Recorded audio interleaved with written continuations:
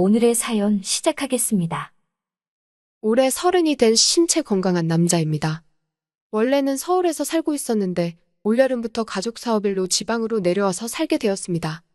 얼마 전 일어난 일인데 이걸 어떻게 해야 하는지 정말 제 머리로는 도무지 결론을 내릴 수가 없어서 도움 좀 요청해보고자 이렇게 사연을 보내봅니다. 이야기 듣고 제가 어떻게 하는 게 현명한 대처인지 같이 생각해 주시면 감사하겠습니다. 사건의 발단은 제가 지방으로 내려오면서부터입니다. 이야기는 올여름 지방으로 내려오게 된 이야기부터 시작해야겠네요. 원래는 회사를 다니고 있었는데 회사 사정이 어려워지면서 월급도 밀리고 몸도 지치는데 돈도 못 받다 보니 그냥 그만둬버리는 게 좋겠다고 생각해서 잘 다니고 있던 직장을 제 발로 나오게 되었습니다. 그래도 제가 다니던 회사가 사정이 어려워지기 전에는 월급이 꽤나 높은 편이었어요. 형편 어려워지면서 돈을 못 줘서 그렇지 근무 여건도 좋고 이래저래 장점이 많은 회사였습니다. 그런데 막상 회사를 그만두고 나와서 새로운 직장을 찾으려다 보니 먼저 다니던 회사보다 안 좋은 조건의 회사는 들어가기가 꺼려지더라고요. 월급이 비슷하면 근무 여건이 안 좋아 보이고 근무 여건이 좋아 보이면 돈이 안 되고 제가 이것저것 재가면서 직장을 고를 처지는 아니었지만 아무래도 같은 시간을 일한다면 조금이라도 편하거나 조금이라도 돈이 되거나 둘 중에 하나는 충족을 해야 한다고 생각했습니다. 그래서 좋은 회사 고른다고 허송세월을 보내고 보니 어느덧 1년이 가까운 시간 동안 백수 생활을 이어가게 되었지요. 그러다가 어머니께서 정신 못 차리고 방구석에 있을 거면 니네 막내 삼촌한테 전화나 한번 해보라고 하더라고요. 이야기인즉슨 막내 삼촌이 지방에서 사업을 시작했는데 내 일처럼 같이 열심히 일할 만한 사람이 없다고 그러면서 제가 놀고 있다는 소식을 듣고는 혹시 제가 관심이 있는지 없는지 어머니한테 물어봤답니다. 막내 삼촌이라고 해봐야 저랑 10살 차이밖에 나지 않습니다. 늦둥이인 막내 삼촌은 첫째인 저희 어머니랑은 나이 차이가 까마득하지요. 거기에 할머니 할아버지가 힘들 때마다 저희 어머니한테 맡겨놓은 적도 많았기 때문에 어려서부터 저랑 삼촌은 거의 형제처럼 잘 지내던 사이였습니다. 제가 군대 가기 전에도 제 손 붙잡고 저를 진짜 남자로 만들어줄 정도로 솔직히 서로 가리는 거 없는 삼촌이었고 삼촌이 결혼하기 전에는 저희 집 근처에서 살고 있어서 틈만 나면 같이 술도 마시고 하던 사람이었습니다. 결혼하면서 외숙모네 본가가 가까운 지방으로 이사를 가게 되었고 저도 그때쯤부터 회사 다니면서 바쁘게 사느라고 연락도 자주 못하고 있었고요. 저도 찬밥 더운 밥 가릴 상황도 아니었고 이참에 차라리 사업을 배워보는 것도 나쁘지 않겠다는 생각이 들었습니다. 월급쟁이 생활보다 내 일을 하는 게 낫지 않겠나 하는 마음이 있었거든요. 조그만 여행 가방에 옷가지 몇 개랑 신발 한 켤레만 가지고 무작정 버스터미널로 향했습니다. 도착하니 버스터미널의 외삼촌 내외가 저를 마중 나와 있었습니다. 오랜만에 본 외삼촌은 여전했고 외숙모도 좋아 보였습니다. 외숙모는 결혼식 때 한 번 보고 그 이후로는 거의 못 만났거든요. 외가 친척들은 명절 때도 거의 모이지 않는 데다가 모인다고 해도 큰삼촌네 집으로 보통 모이는데 저는 솔직히 멀리까지 가기 귀찮아서 바쁘다는 핑계로 가족 모임에 거의 참석을 안 했었거든요. 결혼식 때는 세상에 이렇게 예쁜 여자가 저런 멍텅구리 삼촌이랑 결혼한다니 싶었는데 막상 오랜만에 보니까 기억했던 것보다 많이 수수한 편이었습니다. 여자가 결혼하고 나면 멋부리는 게 덜해진다더니 솔직히 외숙모가 저한테 잘 보일 필요도 없고 화장할 일이 뭐가 있었겠어요? 화장했을 때랑 안 했을 때 차이가 크구나 싶었는데 수수하게 하고 나왔다고 해도 여전히 살은 찌지 않고 건강해 보이는 게 나름 결혼을 했다고 해도 틈틈이 관리를 하고 있구나 하는 생각은 들었습니다. 짐도 조촐해서 곧장 근처 식당에서 식사를 하고 나왔습니다. 밥 먹고 나오니 밖이 어둑어둑해져 있어서 원래는 조금 일찍 도착해서 부동산 돌아다니면서 지낼 만한 곳을 찾아보려고 했었는데 어쩔 수 없어서 근처에 숙박업소나 한번 찾아봐야겠다고 내일 보자고 하고 자리를 뜨려고 했습니다. 그런데 삼촌이 듣던 중 그게 무슨 서운한 소리냐며 일 도와준다고 온 건데 당연히 숙식은 제공해줘야지 하면서 저를 집으로 데려가더군요. 아무리 깨쏟아지는 신혼시기는 넘긴 상황이라지만 그래도 애도 없는 부부 집에 가서 얹혀 살 생각은 추호도 없었습니다. 하루만 신세지는 셈 치고 삼촌 집에 따라가서 핸드폰 앱을 사용해서 근처에 있는 혼자 살 만한 자취방을 찾아봤습니다. 그런데 지방이라고 너무 쉽게 생각한 건지 교통 좋고 괜찮은 위치에 있는 집은 죄다 한가격 하더라고요. 저도 돈을 벌려고 온 건데 생활비로 그만큼이나 나가게 된다면 솔직히 부담스러운 상황인지라 생각을 바꾸게 되고 삼촌한테 방 하나만 비워주면 사고 안 치고 조용히 살겠다 말했습니다. 물론 물어보면서 외숙모의 안색도 살폈습니다. 말씀드렸다시피 제가 외삼촌하고 10살 차이밖에 나지 않잖아요? 그런데 외숙모는 또 삼촌보다 7살이나 어린 여자였습니다. 그러니 저랑은 3살 차이밖에 나지 않거든요. 차라리 완전 나이 차이가 많이 나는 외숙모였다면 그런 눈치를 안 받겠는데 3살 차이다 보니 부담스러울 수밖에 없었지요. 거기에 아무리 제가 조카라지만 그래도 여자들이 치를 떤다는 시가족이고 괜히 제가 부부 사이 망칠 일이 있나 싶어서 외숙모 눈치를 볼 수밖에 없었습니다. 제가 외숙모의 심기를 탐색하고 있다는 걸 눈치챘는지 외숙모가 저한테 벌써 삼촌이랑 이야기가 다 끝난 일이라고 하면서 불편해하지 말고 우리 같이 잘해보자고 웃으며 말하더군요. 오히려 화장기 없이 수수한 얼굴로 미소 지으며 말하니 괜히 두근거렸습니다. 아무튼 그렇게 삼촌 집에 얹혀 살게 되면서 일을 시작하게 되었습니다.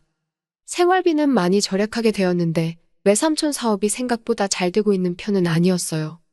혼자 하기 힘든 일임에는 틀림없는데 둘이서 하게 되었는데도 수입이 최저시급도 거의 건진다고 해도 무방할 정도로 벌이가 별 볼 일 없는 일이었습니다. 다행히 제 월급은 틀리지 않게 챙겨주긴 했는데 사정 뻔히 알고 있는데 무리해서 나한테 돈을 주고 있는 게 아닌가 하는 생각이 들었습니다. 삼촌한테 남는 게 있는지 싶었거든요. 삼촌은 다른 건 다 떠나서 제가 온 게 참 힘이 된다고 하더군요. 형 동생처럼 지내던 사이이기도 했고 삼촌이 서울에서 지방으로 내려오면서 이 지역에 아는 사람이 하나 없어 일 끝나고 나서 술 한 잔이 고플 때가 자주 있었는데 같이 마시자고 불러낼 사람이 없었으니 그게 참 힘들었다고 하더라고요. 외숙모가 계시지 않느냐 했는데 외숙모는 자기가 술 마시는 것도 싫어하고 본인이 술도 잘 못 마셔서 같이 어울려줄 줄 모른다고 하는 겁니다. 외숙모에 대해 한참 아쉬운 소리를 했지만 그래도 본인이 이렇게 외로움도 참고 힘든 것도 참고 일을 할 수 있는 건 다 외숙모 때문이라고 하는 겁니다. 외숙모랑 둘이서 같이 일을 하면 좋았지 않았느냐 하니 삼촌 하는 말이 지금이야 그래도 이 정도 돈을 벌지만 제가 오기 전에는 정말 밑빠진 독에 물 붓는 것 마냥 손해가 무지막지 했다고 하더라고요. 원래는 둘이서 같이 시작한 일이기도 했지만 외숙모가 그래도 주변에 인맥도 있고 해서 외숙모는 따로 밖에 나가서 돈을 벌고 있었다고 하는 겁니다. 삼촌한테 그 이야기를 듣는데 두 사람은 정말 이상적인 부부가 아닐까 하는 생각이 다 들었습니다. 저도 나중에 이런 배우자를 만나서 결혼해야겠다 하는 생각이 들 정도였지요. 서로에게 든든한 버팀목이 되어주는 그런 사람 말입니다. 그때까지만 해도 몰랐지요. 외숙모의 진짜 모습을 말이지요. 겉으로는 삼촌의 사업을 도우고 있었지만 한 달 한 달 시간이 가면서 현실적인 생각이 들더라고요. 예전 같이 회사에서 일하던 사람이 저보고 새 직장을 구했냐면서 연락이 왔습니다. 그러면서 지금 회사에서 일할 사람을 뽑는데 저랑 같이 하면 좋겠다고 회사에 저를 추천해도 좋겠냐고 말이죠.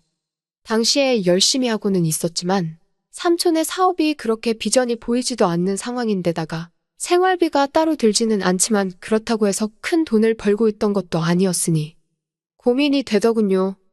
그래서 삼촌한테는 몸이 안 좋다는 핑계로 며칠 고민하기 위해서 휴가를 내고 집에서 쉬게 되었습니다.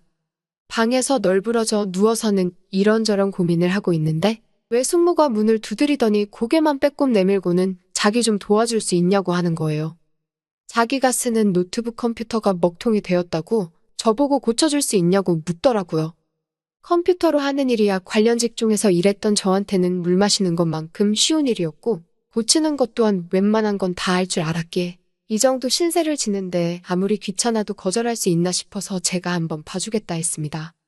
별거는 아니었고 컴퓨터에 용량이 가득 차서 버벅이는 거겠다 싶더라고요. 윈도우도 다시 설치해주고 그러는 김에 외숙모 컴퓨터에 있는 데이터를 백업을 해주기 위해서 제 외장하드에 옮겨 담았습니다.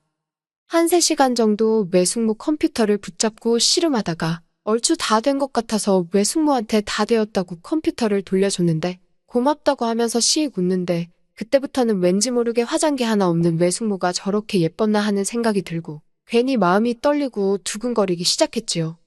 그 후에는 일단 저한테 일자리를 제시한 회사가 얼마나 유망한 회사인가 검색이라도 해보려고 저도 제 컴퓨터를 켰습니다.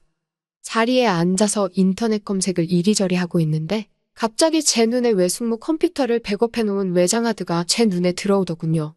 그놈의 호기심이 문제였습니다. 사실은 외숙모가 그동안 화장하고 다니는 모습을 한 번도 보지 못했어가지고 화장했을 때랑 안 했을 때랑 얼마나 차이가 있었나. 사진이라도 한 장 있지 않겠나 싶어서 외장하드를 열어보았지요. 정말 그 생각 말고는 다른 생각은 추호도 없었습니다. 손쉽게 사진이 담긴 폴더를 찾게 되었습니다. 꽤나 오랫동안 간직한 폴더인지 삼촌하고 연애하기 전 사진도 잔뜩 있더라고요. 첫 번째 스마트폰부터 해서 계속해서 사진을 한 장도 지우지 않고 모아왔나 싶었습니다. 거의 10년치 사진을 하나하나 넘기면서 보는데 그때쯤부터는 저랑 3살 차이밖에 나지 않는 외숙모의 인생을 10년치를 보게 되었으니 괜히 외숙모랑 연애를 한 게 삼촌이 아니라 나였나 싶은 생각이 들더라고요. 안타까운 건 결혼하고 나서부터는 외숙모도 힘든 삶 때문에 꾸미고 다니는 걸 포기했는지 어디 나가서 찍은 사진이 거의 없더라고요. 집에서 음식한 사진이나 별 쓸데없는 사진 말고는 거의 없더라고요. 이제 재밌는 부분은 다 봤구나 생각하면서 마우스 휠을 굴리고 있었는데 갑자기 떡하니 외숙모가 화장을 하고 찍은 사진이 딱 하고 나오는 겁니다.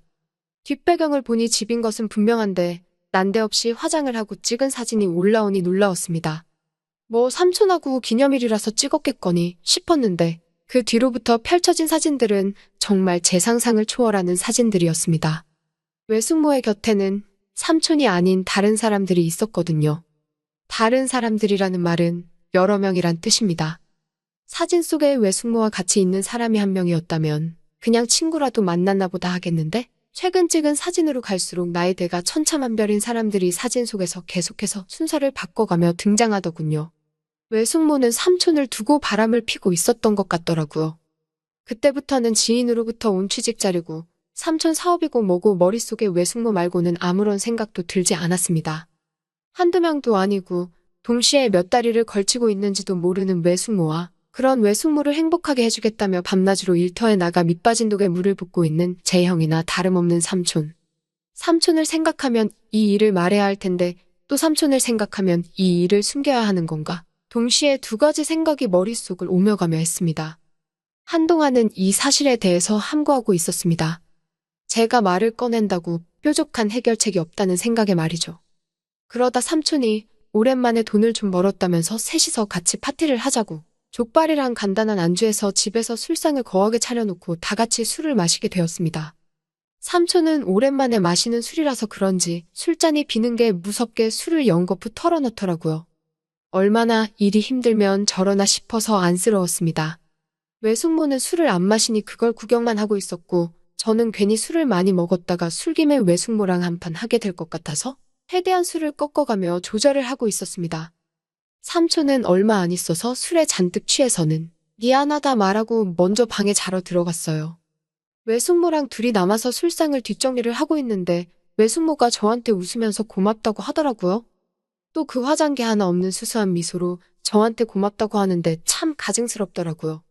그 순수하고 아무것도 모른다는 듯한 맨얼굴 위를 화장으로 덮어서는 밖으로는 우리 삼촌을 배신하고 다른 사람을 만나고 있다는 사실을 제가 다 알고 있었는데 말입니다. 거기에 더해서 외숙모가 자기도 저한테 많이 의지하고 있으니 앞으로도 쭉 같이 지냈으면 좋겠다는 소리를 하는 겁니다. 몇 잔 마시지도 않은 술기운에 괜히 욱해버려서 외숙모 앞에서 모든 사실을 폭로해버렸습니다. 외숙모 컴퓨터에 저장되어 있는 사진들 다 봐서 알고 있다고 가증스러우니까 개소리 하지 말라고 조금 세게 말을 했어요. 외숙모는 제 말에 급히 안색이 안 좋아지더니 고개를 숙이고 저를 쳐다보지도 못하더라고요. 저도 원래 이렇게 말할 생각은 없었는데 일을 터뜨려버렸으니 이 이후에는 어떻게 하는 게 좋은가 싶더라고요. 저도 말을 잇지 못하고 있는 와중에 외숙모는 자기 항변을 하기 시작하는 겁니다. 외삼촌 사업이 안 되는 와중에 모아놓은 돈까지 다 까먹고 있어서 자기가 돈을 벌어왔던 거 알고 있냐고. 사실 그게 자기가 일을 해서 벌고 있는 돈이 아니라고 하는 겁니다. 하지만 이게 다 삼촌의 사업 자금을 위해서 필요한 일이었다고. 삼촌은 자기가 무슨 일을 해서 돈을 벌어오는진 모르지만 사업이 자리를 잡으면 자기도 더 이상 그런 식으로 돈을 벌어올 생각이 없다고 하더라고요. 사람을 만나주고 돈을 받는다고 아무리 그 의도가 삼촌을 위해서 한 좋은 일이라고 해도 그 일은 용서받을 수 없는 일이지 않냐. 그건 믿음에 대한 배신이 아니냐 했지요. 자기 합리화를 하며 뻔뻔하게 저렇게 나오니 삼촌한테 그냥 말해버리는 게 좋겠다고 말하고 삼촌이 자고 있는 방 쪽으로 몸을 돌리는데 외숙모가 저를 강하게 잡아 끌더니 워낙 순식간이라 저도 어안이 벙벙했고 오랜만이라 그런지 거부도 할 수 없었습니다. 삼촌은 술이 거하게 취해서 그런가? 벽 하나를 두고 무슨 일이 벌어졌는지는 꿈에도 상상을 못했을 거고, 실제로 목격했다 하더라도 술김에 잘못 받거니 해서 넘겼을 거라는 생각이 들 정도였습니다. 일이 다 끝나고 외숙모는 이제 저도 공범이나 마찬가지라고 가끔씩 삼촌이랑 교대로 쉬는 날에는 이렇게 지내는 게 어떻겠냐고 제안을 해오더군요. 제가 조금만 더 제정신이었다면 정신 못 차리는 외숙모에게 한마디 더 했었을 테지만 솔직히 전에 경험해 본 적이 없었다고 할 정도로 환상적인 시간이었기에 저는 아무 말도 할 수 없었습니다. 저와는 형제나 다름없던 외삼촌에게 돌이킬 수 없는 잘못을 저지른 것 같습니다. 이러면 안 된다는 거 저도 잘 알고 있지만 매주 외삼촌과 교대로 쉬기로 한 날만 기다려집니다. 얼마 전에는 저에게 취직 제안을 했던 지인에게 전화해서 한동안 지방에 머물 생각이니 다른 사람을 찾아보라는 답장까지 해버렸습니다. 이미 엎질러 놓은 물을 돌려담아 놓을 수는 없겠지요. 돌이킬 수 없는 걸 인정하지만 이젠 모든 사실을 고백해버린다면 저는 외삼촌의 인생을 제 손으로 박살내버리는 게 아닌가 하는 죄책감 속에 살고 있습니다. 매일매일 고민의 연속이라 잠에도 들 수 없습니다. 어떻게 하는 게 가장 현명한 방법일지 누군가 저에게 정답을 알려줬으면 좋겠네요. 오늘도 레전드 채널을 방문해주셔서 대단히 감사합니다. 시원통쾌 감동 눈물 레전드 사연 바로 시작하겠습니다. 안녕하세요. 저는 귀여운 여자입니다. 남편과는 소개팅으로 만났고 불같은 사랑 끝에 결혼하게 되었어요. 연애 경험 별로 없고 쑥맥인 제가 카사노바 같은 능수능란한 남자에게 걸려 제대로 사람을 알아보지도 않고 결혼하게 되었네요. 순전히 제 실수였던 거였지요. 결혼 초에는 남편이 항상 술 마시고 밤 늦게 들어오고 하느라 속을 엄청 썩였어요. 하루는 남편이 핸드폰을 들여다보는데 여자들과 대화 나누고 하트까지 보낸 게 제 눈에 띈 겁니다. 남편한테 말했죠. 당신 일 때문에 집에 늦게 들어오고 술 취해 온 거는 내가 100번, 정말 아니 1000번 이해하면 넘어갈 수 있어. 그런데 여자들이랑 하트 주고 받으면서 보고 싶다, 사랑한다. 이건 좀 아니지 않아? 우리 결혼한 지 1년도 안 됐어. 이럴 거면 내가 왜 결혼했겠어? 지금 나랑 장난해? 진짜 왜 그래 여보? 라고 하니까 남편은 그거는 그냥 대학 후배들이 밥 사다 달라고 하니까 거절하기 애매해서 이모티콘으로 답장해서 그렇게 보인 거고, 내가 무슨 여자를 만나. 일하면 사람들 접대해야 하고 술 마실 일이 많으니까 그러지. 오히려 여보가 나 의심할수록 내가 삐뚤어지는 거 아니야. 그냥 가만히 냅둬. 자꾸 그러면 나 여보 때문에 진짜 바람핀다. 하는 겁니다. 어처구니가 없었어요. 어떻게 저렇게 사람이 뻔뻔할까 싶었지요. 홀어머니 밑에서 자라 불안정한 가정 환경에서 자랐기에 저는 안정적인 환경을 많이 추구했어요. 그래서 일찍 결혼하기를 원했고 빨리 성공해서 엄마 호강시켜드리고 저도 경제적으로 안정적인 궤도에 오르길 원했어요. 고민 끝에 저는 안정적이고 돈을 많이 벌 수 있는 공기업에 합격했지요. NCS 준비만 몇 년에 면접에 학자금 대출 갚느라 20대 후반까지 연애도 못 해보고 그렇게 세월이 흘렀거든요. 당연히 남자 손 한 번 못 잡아봤지요. 그런 제가 처음으로 한 소개팅에서 지금의 남편을 만났고 저와 달리 자유분방하고 조급해 보이지 않는 그의 모습에 반했지요.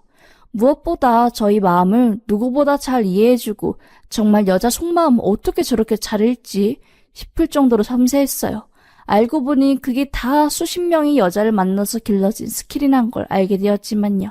여튼 그게 문제가 아니었어요. 결혼하자마자 남편의 바람기가 드러난 거죠. 총각 시절 여자 남자 가릴 것 없이 술집에서 새벽까지 죽어라 마신 그 기억들을 못 버리고 결혼하고서도 그렇게 사니까 저 남편의 사이는 걷잡을 수 없이 멀어져 갔습니다. 저는 심각하게 이혼을 해야 하나 고려했어요. 그렇게 마음고생을 하고 있을 무렵 저희 엄마에게 문제가 생겼습니다. 한평생을 자기 자신을 버린 채 자식들 키운다며 몸 관리 못하셨던 엄마는 하나둘씩 몸에 이상이 생기셨어요. 엄마가 처녀 시절에 돈이 없어서 야매 치과의사, 그러니까 면허증도 없는 야매 의료인한테 가서 어금니 5대를 씌우는 치료를 했나 봐요. 엄마 나이 때는 그런 사람들이 많았나 봐요. 하도 치과 치료비가 비싸니까 병원에서 치료받는 것보다 3분의 1이나 저렴한 그곳에서 엄마는 일을 쉬었고 멀쩡할 리가 없었지요. 잇몸에서 고름이 나고 다 헐어가는데도 치과 가면 돈이 덩어리로 든다는 이유로 진통제만 드시며 살아오셨어요. 그렇게 아픈 걸 참고 한쪽으로 씹으며 몇십 년을 사신 거죠. 그런데 그 이빨이 이제는 진통제도 안 될 정도로 상태가 심각해진 겁니다. 아예 잇몸이 녹아내려서 시운철이 다 보일 정도였어요. 자식한테 아프다는 소리 한 번 안 하는 엄마가 참다 못 참아 저에게 전화와서 말씀하시더라고요. 연지야, 잘 있어? 밥은 잘 챙겨 먹고? 몸은 좀 어때? 항시 아침밥 거르면 안 되고 좀 아프면 꼭 뜨신 곳에서 찢어야 해. 여자 몸은 항상 따뜻해야 하는 거야. 돈도 일도 중요하지만 제일 중요한 것이 건강이요. 에휴, 건강이 중요하지. 이라면서 뜸을 들이길래 제가 엄마한테 말했죠. 왜 그렇게 목소리에 힘이 없어? 라고 하자 그제서야 엄마는 엄마, 계속 말썽 부리던 어금니 씌운 게 엄청 아프네. 씹지도 못하겠고 가만히만 있어도 아파 죽겠어. 병원 가니까 씌운 거 전부 드러내고 잇몸이 다 녹아내려서 이빨 뽑은 다음에 뼈 이식하고 임플란트를 5대나 해야 한대. 돈이 얼마야. 이걸 어쩜 좋으니 정말. 늙어서 아프면 고생이라더니 돈 없이 늙으니 그냥 고생이 아니라 피눈물이 날 정도로 고생이다. 너한테는 정말 숨기려고 했는데 혹시 돈 조금만 보내줄 수 있느냐? 임플란트는 안 하더라도 잇몸 치료라도 좀 해서 통증을 줄이려고 하는데 엄마가 미안하네. 자식한테 이런 부탁을 하니 면목이 없다. 미안해 연지야. 하면서 울먹거리는 겁니다. 아니 엄마가 얼마나 아프시면 생전 돈 필요하다는 말 없으셨던 엄마가 그러실까 하는 생각이 들더라고요. 동시에 제 자신이 한심스러운 마음이 들면서요. 엄마가 아프다는 소리가 나오기 전에 내가 세심히 살피고 챙겨야 하는데 그러지 못한 제 자신이 참 아직 어른 되기에는 멀었구나 라는 생각이 들었습니다. 저는 남편 몰래 처녀 시절부터 모아놓은 적금을 깨서 엄마한테 드렸어요. 미안하다고 이것밖에 못해주는 딸이라서 죄송하다고 하며 엄마가 임플란트를 전부 심고 통증을 줄이는 치료를 받게 하기 위해 저는 돈을 다 드렸어요. 남편한테 말하면 노발대발하며 왜 너네 엄마만 챙겨 하며 말도 안 되는 소리 할 게 뻔했기 때문에 일부러 말 안 했습니다. 그런데 이걸 어찌저찌 하다가 남편이 알게 된 거예요. 제가 남편이 술 취해서 잠든 줄 알고 안방 화장실에 들어가 엄마랑 통화하면서 돈 잘 받았냐고 임플란트 잘 돼가냐면서 이야기를 하는데 남편이 그걸 다 들은 겁니다. 제 이야기 듣고 남편이 바락바락 소리 지르며 왜 자기 몰래 장모님한테 돈 보내냐고 니네 엄마만 아프냐? 우리 엄마는 안 아픈 줄 알아? 하면서 엄청 화를 내더라고요. 예상 그대로였습니다. 한동안 골치 아팠지요. 남편은 이걸 핑계 삼아서 며칠 또 마음껏 술 마시고 놀다가 들어왔고요. 그렇게 하루하루를 보내고 있는데 갑자기 집에 띵동 띵동 초인종이 울리는 겁니다. 남편인가? 누구지? 하고 문을 여는데 시어머니께서 문 앞에 서 있는 겁니다. 제가 문을 열고 아니 어머님 연락도 없이 여기까지 어쩐 일이세요? 라고 하자마자 시어머니는 갑자기 왈칵 화를 내시는 겁니다. 너 왜 우리 아들 몰래 몇백만 원을 너희 집에 보내니? 우리 아들, 우리 집안이 만만해? 오죽하면 우리 착한 아들이 화를 내면서 나한테 전화를 걸어. 너 자꾸 우리 애 화나게 만들래? 안 그래도 애 혈압 문제 때문에 양파 좀 먹고 관리시키고 있구만. 진짜 이래서 집에 여자를 잘 들여야 해. 앞으로 또 돈 관련해서 우리 아들 전화 오게 하면 그때는 알아서 해. 정말 씨팔. 이래서 집에 며느리를 잘 들여야 한다는 말이 있는 거라니. 하면서 제 눈앞에까지 삿대질을 하며 막 뭐라고 하시는 겁니다. 그러고서는 본인 아들이 좋아하는 꽃게를 보자기에 싼 걸 저한테 주며 애 쪄주라고 하는데 어이가 없더라고요. 저는 꽃게 알레르기 때문에 손에 닿기만 해도 벌겋게 달아오르고 막 간지러워하는데 정말 그때는 눈물이 왈칵 나더라고요. 그렇게 시모가 나가신 뒤 한참을 거실에서 멍하니 앉아 눈물만 흘렸습니다. 내가 이렇게 살아야 하나? 내가 그렇게 큰 죄를 지은 건가? 별의별 생각이 다 들더라고요. 좀 많이 힘들었습니다. 누구를 탓할 수도 없고 이런 남자, 이런 집안의 시집 온 내 책임이다. 내가 갖고 가야 할 문제다 라고 생각하며 꾹꾹 눌렀습니다. 그렇게 마음에 이 사건을 묻고 지내던 중 일이 터진 거죠. 남편의 외도 장면을 제가 목격하게 된 겁니다. 회사 워크숍 때문에 1박 2일로 집을 비워야 할 일이 생겼는데 일정에 차질이 생겨서 워크숍 일정이 조정되고 제가 집으로 다시 가게 된 일이 발생했어요. 그렇게 집에 도착하고 문을 열자 현관문 신발장에 못 보던 호피무늬 여자 신발이 있더라고요. 그걸 본 순간 뒷목이 쫙 하고 소름이 돋더라고요. 바로 직감았죠. 지금 집에 여자 있구나. 남편 외도했구나. 라고요. 아니나 다를까 안방 문을 열자 둘이 맨몸으로 껴안고 쳐자고 있더라고요. 제가 온지도 모르고 옷이랑 속옷은 바닥에 내팽개쳐 있고 쿨쿨 자고 있길래 저는 손빨래 하려고 통에 물이랑 담아놓은 남편이 토해서 더러워진 옷들을 꺼내고 그 토냄새 나는 물을 남편과 상간녀 얼굴에 팍 부어버렸어요. FF 으악 하면서 그 상간녀랑 남편이 화들짝 놀래며 깨더라고요.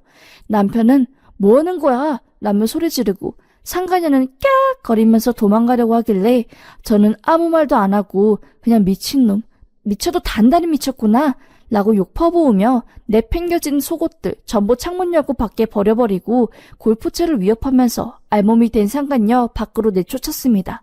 문 열라고 옷 달라 하면서 문 쾅쾅 두들기는 상간녀를 위해 경찰에 전화해서 밖에 옷 벗고 물에 홀딱 젖은 이상한 여자가 있다고 빨리 데려가 달라고 하며 신고했고요. 제가 골프채 들고 있으니까 당황한 남편은 깨갱하면서 골프채 내려놓으라고 하며 살살 도망가려고 하대요. 똑같이 알몸으로 상간녀랑 같이 밖으로 내쫓았습니다. 바지만 줘. 제발 바지만 주면 안 되냐? 라고 소원하는 남편의 목소리가 복도에서 울려 퍼지더라고요. 얼마 있지 않아 경찰들이 복도로 오고 그 연놈들 끌고 갔습니다. 정말 열이 부글부글 끓어올랐어요. 아, 정말 이제는 이혼해야겠다라고 하며 이 집을 나가려고 정말 중요한 집만 챙겼습니다. 엄마한테 전화해서 남편이랑 이혼할 거고 지금 엄마 집 갈 거니까 알고 있으라고 전화를 하려고 하는데 현관문에서 문 열어 이년아 하는 소리가 쩌렁쩌렁 들리는 겁니다. 인터폰을 보니까 시어머니더라고요. 시어머니가 비밀번호를 누르고 들어오시려고 하길래 재빨리 안에서 걸쇠를 잠그려고 했는데 타이밍을 놓쳐 시모가 집에 들어오셨습니다. 시모는 절 보자마자 싸다구를 날리려고 하더라고요. 예전 같았으면 저도 깨갱하고 왜 그러세요 했겠지만 그때는 진짜 악다구를 뿜어서 그런지 화내는 시모도 하나도 무섭지 않더라고요. 때리려는 시모 팔뚝 붙잡고 냅다 꺾었습니다. 악! 하며 시모가 소리 지르자 저는 말했어요. 어머님, 왜 저한테 한풀이 분풀이 하세요? 본인 아들이 바람펴서 내가 알몸으로 내쫓은 건데 왜 나를 때리려고 하세요? 적당히 하세요. 아들 교육 잘 시키셨으면 이런 일 안 일어났을 거 아니야? 하면서 막 소리 지르고 팔을 확 꺾어버렸어요. 그때 시모가 발로 제 배를 팍 차서 제가 뒤로 넘어졌어요. 그때 허리를 크게 다치고 제가 막 소리 지르면서 울고불고 하자 옆집에서 사람이 나오고 그제서야 시모는 후다닥 나가더라고요.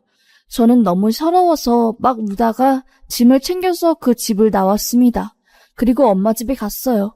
가서 펑펑 울었어요. 남편 나랑 결혼하자마자 맨날 여자랑 술 마시고 결국 나 워크숍 갔을 때 안방에서 상간녀랑 뒹굴고 있더라. 내가 뭘 잘못했는데 시모가 나 찾아와서 발로 까고 허리 다치고 내 인생 왜 이래 엄마? 미안. 이혼할 것 같아. 정말 나 이대로 못 살겠어. 라고 하자 엄마가 엄청 놀라면서 괜찮냐고 하며 저를 위로하고 보살펴 주었어요. 제가 시모한테서 맞았다는 소리를 듣자마자 엄마는 화가 나서 가만 안 두겠다고 뭐 그런 여자가 다 있냐며 화를 내셨고요. 제가 겨우겨우 엄마를 말렸어요. 하지만 엄마의 화는 풀리지 않았어요.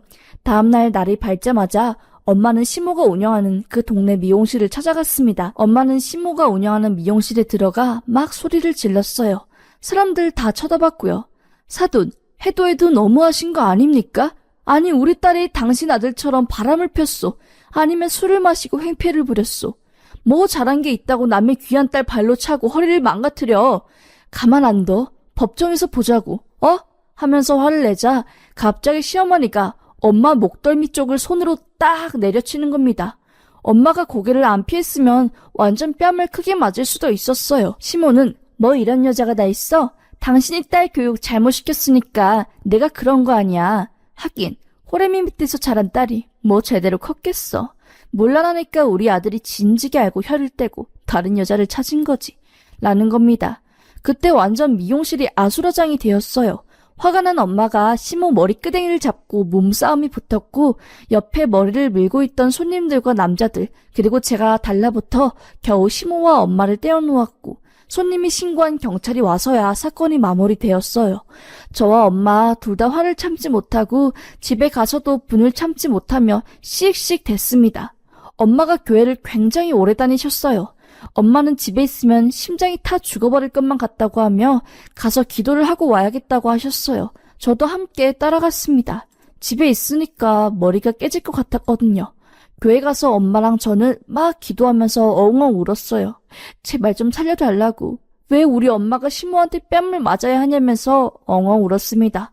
그렇게 몇 시간이 지났나? 저와 엄마 둘 다 진정이 되자 갑자기 뒤에서 누가 엄마 어깨를 툭툭 치는 겁니다. 엄마는 화들짝 놀랐어요. 엄마의 등을 두들긴 사람은 오래전부터 엄마에게 호감을 보이셨던 최 사장님이었어요. 최 사장님이 일찍 아내를 여의시고 딸 한 명이 있으셨는데 딸이 결혼 생활 중 외도한 남편 때문에 소개를 앓다가 결국 극단적인 선택을 하셨거든요. 그때 저희 엄마가 장례식을 계속 지켜주고 최 사장님을 교회로 끌고 와서 같이 사람들과 어울리게 해주시고 도움을 많이 줬거든요. 최 사장님이 엄마한테 엄청 감사해하고 챙겨주시면서 호감을 느끼셨는데 엄마는 그런 감정 아니라고 괜찮다고 하면서 거절하고 한동안 얼굴을 못 보고 살았어요. 그런데 알고 보니 저희 모녀가 엉엉 울며 기도를 하고 있을 때 최 사장님이 뒤에서 다 듣고 계셨던 거였습니다. 최 사장님은 너무나 걱정 어린 표정으로 도대체가 무슨 일이냐며 엄마에게 자초지종을 물었어요. 엄마는 그간의 일들을 모두 말했습니다. 사위가 바람나서 딸이 화가 나 난리를 쳤더니 사돈이 딸을 때렸다. 그래서 내가 사돈 미용실에 갔더니 사돈을 내 뺨을 쳤다. 라고 하며 엉엉 울자 최 사장님은 얼굴이 벌개지면서 그게 진짜냐고 그 미용실 어디냐고 하면서 바락바락 화를 내셨습니다. 우물쭈물하다가 제가 말씀드렸어요. 사거리 동국 건물 1층에 있는 아름다운 사람 미장원이라고요. 그 이야기를 듣자마자 최 사장님 얼굴색이 갑자기 확 바뀌는 겁니다. 그러고서는 엄마에게 대체 세상에 어찌 그런 사악한 사람이 있다요. 걱정 마셔요, 정숙씨. 정숙씨가 나 힘들 때 많이 도와줬잖아요. 정숙씨, 내가 복수해줄게요. 내가 다 갚아줄게요. 잠깐만 나 좀 따라와봐요. 정숙씨가 얼마나 귀하고 대단한 사람인데 감히 정숙씨 뺨을 때리고 정숙씨 딸내미를 발로 걷어찹니까? 걱정 말고 내가 또 잘 아는 S대 출신 이혼 변호사 있으니 비용까지 싹 다 대줄 테니까 이혼 걱정 말고 나 좀 잠깐 따라와 보시오 하는 겁니다. 원래 자산가로 좀 유명하셨던 최 사장님이었기에 그분이 하시는 말씀이 빈말이 아니란 걸 전 알았어요. 엄마와 저는 최 사장님께 말씀만이라도 감사하다며 극구 사양했죠.